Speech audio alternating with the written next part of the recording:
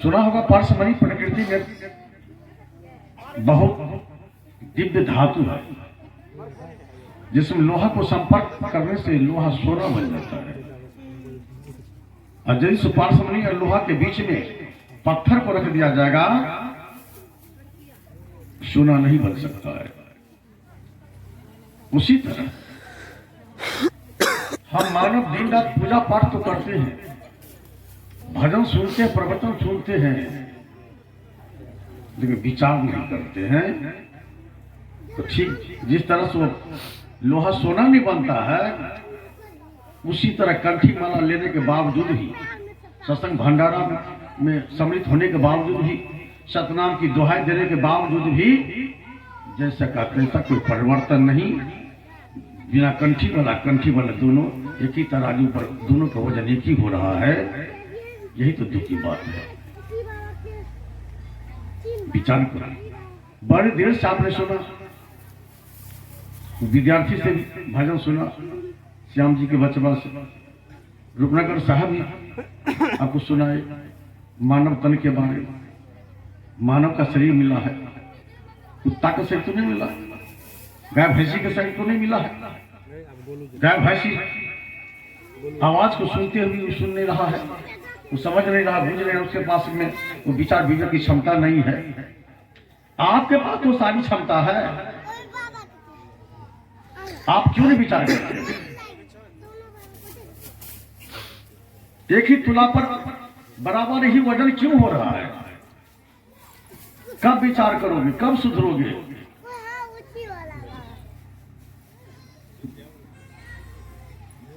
इसलिए आज विचार करने की आवश्यकता है, परिवर्तन की आवश्यकता है। आपने सुना गुरु शरणागत में चले जाने के बाद, कंठी माला धारण करने के बाद हिम्मत नहीं जमदूत को जब आपके शरीर को टच करेगा, तो जब जमदूत नहीं आएगा आपके पास में, तो फिर आप अंधा बनकर जमदूत वाला काम क्यों करते हो? जबरदस्ती अपने बाप पुरखा की गर्दन में रस्सी लगाकर क्यों घसीट रहे हो? विचार करो। एक बच्चा को स्नान करा दो, तेल साबुन लगा दो, और फिर बच्चा को धूल चटा दो, धूल लगा दो, मिट्टी लगा दो, कीचड़ लगा दो। अच्छी बात है, विचार करो। एक साकट मरता है, बकरा बकरी खाता है, उसको भी 10 गात्री किया, वो भी भूत प्रेत बनता है। और सत्संग भंडारा में आते हो, गुरु का भजन करते हो, सुनते हो, आप भी भूते प्रेत बनते हो। इस भजन का क्या प्रयोजन? इस भंडारा का क्या प्रयोजन? इस सत्संग का क्या प्रयोजन? आज जवाब दो। ऐसा दुष्कर्म क्यों? एक तो जिंदा में माता पिता की सेवा नहीं करते हो, अब मरने के बाद भी माता पिता को गाली देते हो, अपमान करते हो। आप पुत्र कहलाने के हकदार हो, तुलसीदास या और समाज के लोग। यदि बद्रीदास गुरु शरणागत थे, साधु के रूप में थे, तो किसी कौन कहा आपको आपका बाप प्रेत बन गया है? कौन कहा? जवाब दीजिए, बुलाइए उस आदमी को। आपके पास फोन आया था, आप जो 10 गात्री क्रिया किया, जबरदस्ती उसको भूत प्रेत बना दिया, अब गौरव हासिल किया, क्या अपमान किए, साधु के नाम को मचका मेट किए, इसको कुचलने का काम किया। और जितने लोग सुन रहे हो, सभी लोग इस पर विचार करो।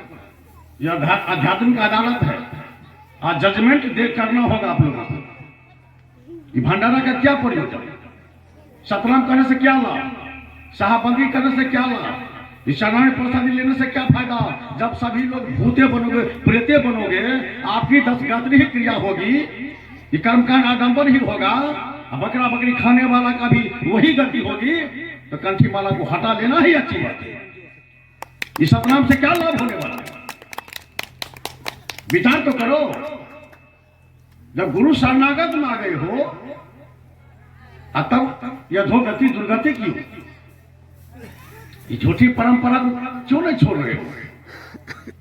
एक तो विचार करो जो कहा बड़े भाग मानुष तर पावा, जब देवताओं को भी दुर्लभ है, 84 लाख योनि में सबसे महान श्रेष्ठ हो, कुत्ता को गोद में लिया जाता था, कुत्ता को दूध भात खिलाया जाता था, लेकिन जिस तल पर आप बैठे हो, जहां पर हम लोग स्थित अभी हैं, समाज के लोग जो समाज के अगुवा थे, छत्तीसगढ़ का राजा कहलाते थे, दुसाध के शरीर में टच करोगे तो हड्डी में कैंसर पकड़ लेगा, आपको दरकिनार कर, लाठी की जरूरत पड़ेगी जब पड़ती है, युद्ध में जब सहयोग की आवश्यकता पड़ती है, तब तो प्रेम सबको बुलाएंगे, अगवाएंगे, जो तुम बन हो जाओ पीछे रहेंगे। उस समय छूत नहीं लगती है। मंदिर बनाने में आप हो, सारे अछूत जाति का लोग, तो छेनी मरिया से पत्थर को, लकड़ी को, या जिस मिट्टी धातु को तरह तरह के काल्पनिक ईश्वर भगवान का रूप बना देते हैं, लेकिन जब प्राण प्रतिष्ठा का वक्त आता है, सारे मजदूर अछूत हटो, हमारा भगवान छुआ जाएगा। कब आंख खुलेगी? आप हिंदू हो, आप हिंदू नहीं, आपको हिंदू में नहीं रखे, आपको अछूत कहा, अछूत। दूसरा चमा डोम हलाल पर, दूसरा तत्मा खतरे तेली, ये सबको का तो अछूत है। हटो, इतिहास उलट कर देखो, भारतीय विश्व का विशालतम संविधान भारत का है, जिसका जनक, जिसके पिता अछूत का बेटा बाबा साहब भीमराव अम्बेडकर, जिसको जानवर से भी बदतर सलूक उनके साथ किया जाता था। स्कूल कॉलेज में इसको बैठने नहीं दिया जाता था, पानी नहीं पीने देता था।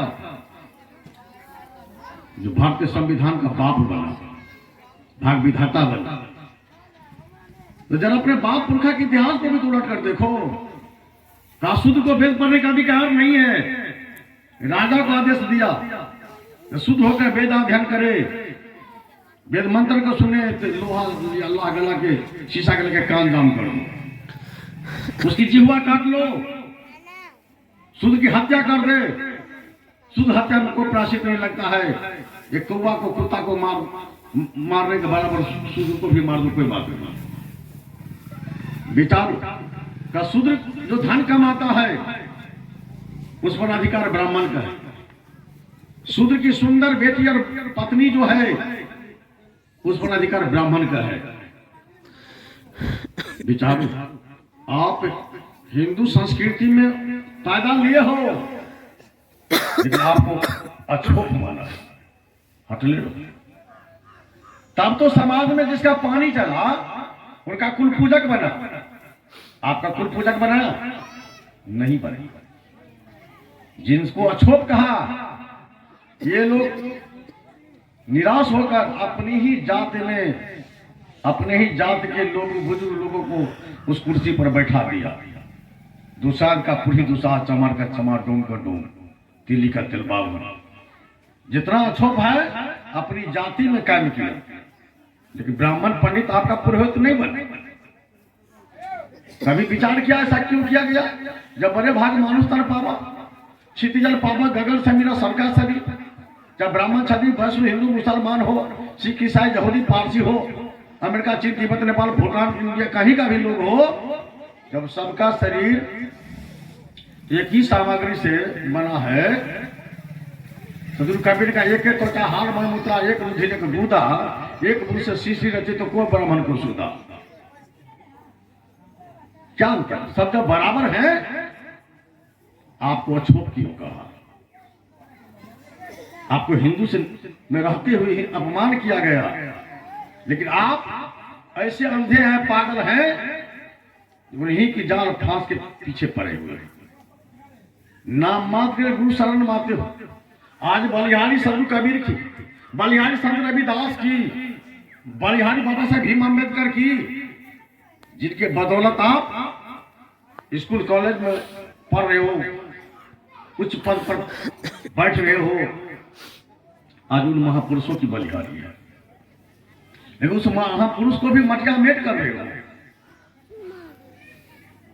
इतना समय बीता, हर घर में पढ़े लिखे लोग हैं, सारा इतिहास पुराण जान रहे हो। एक समय था जब पोखर में, नदी में, घाट पर या कल ट्यूबवेल के पास में आपके परिवार के लोगों को ये बड़े लोग कहलाने वाले लोग कहते थे पहले हट जाओ, घाट पर से हटो, हम नहाएंगे, कल से उतर जाओ। नहीं जानते हो आपके अभी भी परिवार में, समाज में, गांव में जो बूढ़े बाबा दादा हैं उनसे पूछो आपके परिवार के साथ कितना बड़ा अपमान किया गया था। आपको मनुष्य नहीं समझा तो फिर उसके जाल फांस के फेरन क्यों पड़े? टीक रखना, जनेऊ लटकाना, टीका करना, अंगूठी पहनना, ललका बधी, करिका धागा, पैर टटोनी का दवा होता क्या? ये अनंत बांधना क्या है? यही इस सारा जाल फांस ये ब्राह्मणवादी कुव्यवस्था की देन है, जो किसी न किसी रूप में आपको बांधा हुआ है। देश आजाद हुआ लेकिन आप आजाद नहीं, आप गुलाम हैं। आपका मन मस्तिष्क गुलाम है, गुलामी की बेड़ी में, जंजीर में सबकी बुद्धि जकड़ी हुई है। तो पढ़ लिख कर क्या फायदा हो? इसलिए आज विचार करने की आवश्यकता है। इसे साफ जोर देते करो विचार, जब सब जाए विचार कर। छोटी सी पुस्तक गरुड़ पुराण है, वो प्रेत कल्प है।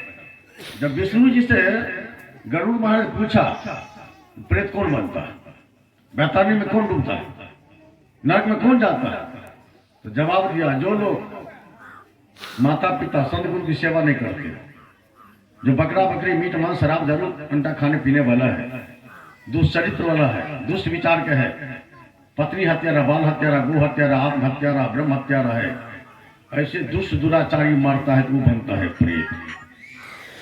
बताइए, तो जब दुष्कर्मी मरेगा तब न बनेगा प्रेत, और तब न उसको प्रेत से छुटकारा के लिए कुछ उपाय करनी चाहिए। कंठी वाला मरा, माता पिता की सेवा करने वाला मरता है, साधु की सेवा करने वाला मरता है, ये क्यों बनेगा प्रेत? अब सुनना होगा जो संत बीज मिलते नहीं, जो युग बीते अनंत, ऊंच नीच घर जन्मे तो संत। संत बीज संतता का गुण जिनमें है, भक्ति का बीजारोपण जिनमें हो चुका है। भले ही पूरा साधु नहीं बना, पूरा भक्ति नहीं किए तो भवसागर से पार नहीं जाएंगे, लेकिन भूत प्रेत तो नहीं बनेंगे, कुत्ता भी नहीं बनेगा। ऐसा संत का वचन है। इस वचन को भी आप दरकिनार कर देते हो। प्रतीति नहीं हो रही आपको ये सदगुरु का ऐसा वचन है। यदि भक्ति में चूक होगी तो आपको मनुष्य का तन मिलेगा, भजन भक्ति का अवसर प्राप्त होगा, इस पर यकीन नहीं है। आप फिर उसी बच्चा की तरह जो स्नान करा दिया, तिल साबुन लगा दिया, फिर बच्चा अपना धूल में अपना लेट रहा है। यही काम कर रहे हो। एक बार साबुन भंडारा कर लो, कुछ भजन भक्ति कर लो, आप फिर जाओ वही कुकर्म भूत प्रेत वाला काम कर लो। वही काम है जो सब दिन आपकी पत्नी आपके पास, आप 5 मिनट के लिए दूसरे पुरुष के पास चली जाए, क्या होगा? तो सती कहलाएगी। साधु होना चाहे तो पक्का होकर खेल, कच्चा सरसों पेड़ के खरी भाया ना तेल, बनो तो पक्का बनो, पक्का हिलो क्या करके, दुविधा में मारल जी हो दोनों मत भाई। जब तुलना तो कर लीजिए, जो मीट मांस बकरा बकरी खाएगा सखा उसको भी यही 10 गायत्री क्रिया, प्रेत पूजा, और आपको भी वही। तो आपने उसमें क्या क्या वैल्यू आपकी? सतनाम दुहाई से क्या लाभ मिलने वाला है? चकला ब्लांट तो जब आपको भूख लगी तब भोजन करो, बीमारी है तो दवा करो, अब बीमारी नहीं है फिर भी जबरदस्ती सुई टेबलेट लगा दो और बीमार पड़ोगे। 2 घंटा भोजन आपको भूख नहीं है, जबरदस्ती छूट कर खाओगे तो बीमार पड़ोगे। तो सवाल उठता है जो दुष्कर्मी है वो मर गया, तब ना आपको विचार करना चाहिए हमारा घर का लोग जो मर गया दुष्कर्मी दुराचारी था उसके लिए हमको कुछ सोचना है। और यदि सत्कर्मी थे साधु थे आपको इसके लिए सोचना क्या, चिंता क्या करनी। और यदि ये भी बात सत्य, यदि आपको शंका भी हो जाए कि हमारा घर का आदमी प्रेत बन गया तो फिर भी पिंडादान तर्पण इसकी समुचित दवा नहीं है, जिसका प्रमाण भागवत महापुराण। गोकर्ण धुंधकारी की कहानी आप लोग सुने होंगे, नहीं सुने होंगे तो जाकर भागवत महापुराण में जाकर देखिए या सुनिए या यूट्यूब पर खोज के देखिए। गोकर्ण धुंधकारी की कहानी, दोनों भाई थे। गोकर्ण तो साधु चल का था लेकिन धुंधकारी बिल्कुल दुराचारी था। उनके तकलीफ से उनकी माता भी कुआं में डूब कर मर गई, पिता को भी मार के जंगल भगा दिया। समाज के बहुतों बच्चों को हाथ पर तोड़ देता था धुंधकारी। और बाद में उनको 5 वेश्या से मेल हुआ। 5 वेश्या शराब दारू पिला कर सो राजा के घर में चोरी करने के लिए कहती थी। राजा घर से सोना चांदी सब ला के वेश्या से पूछ देते थे। एक दिन विचार किया 5 वेश्या, राजा को मालूम हो जाएगी, पता चलेगा तो सारा धन लेकर चला जाएगा, छीन लेगा, इसलिए इसको मार दो और चलो सारा संपत्ति लेकर पार होगा। खूब सारा दारू पिला दी और जिंदा में आकर बड़ा बड़ा चिंगारा लेकर झुलसा झुलसा के धुंधकारी को मार दी, गड्ढा में ढककर 5 वेश्या सारे धन संपत्ति लेकर फरार हो गए। आया गोकर्ण इसके अपने भाई के नाम पर पिंडादान तर्पण गया में सारा सब कुछ किया। एक रात सोया हुआ था आंगन में, आ गया धुंधकारी प्रेत बनकर। पूछा कौन हो, आवाज नहीं फूट रही थी, गुंगवा रहता, हाथ में जल लिया, जल मंत्र से अभिषेचित किया। तब वो रोने लगा, चिल्लाने लगा, मैं आपका भाई दुष्ट दुराचारी धुंधकारी हूं, मेरे कल्याण का कोई उपाय करो। तुम्हारे लिए हम कुछ बाकी नहीं रखा, आधा धन संपत्ति हम गरीब में ब्राह्मण में दान किया है, गया में जाकर श्राद्ध किया, पिंडा दान तर्पण सब कुछ किया है, कुछ बाकी नहीं रहा। धुंधकारी ने कहा भैया ये सैकड़ों हजारों पिंडा दान तर्पण करो, इससे मेरा कल्याण होने वाला नहीं है। सब तो लाइन कट गेलै माथी चलाओ नहीं